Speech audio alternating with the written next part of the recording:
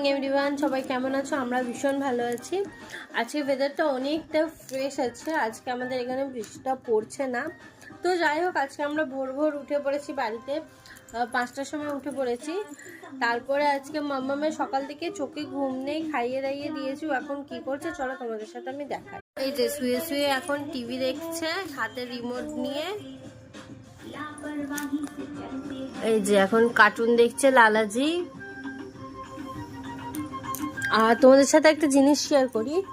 আমি মাম্মামের জন্য একটা বুক কিনেছিলাম অনলাইন থেকে। এই যে বইটা ঠিক এরকম, মাম্মামের খুব পছন্দ হয়েছে। মাম্মাম তো দিন রাত বই নিয়ে পড়তে বসছে। তোমাদের কেমন হয়েছে তোমরা বলো। মাম্মামের না এই দুটো অ্যানিমাল ওর খুব ফেভারিট। ও এদের সাউন্ডও জানে, মুখে সাউন্ড করেও দেখায় যে ডগ কেমন ডাকে বা তোমার ক্যাট কেমন ডাকে।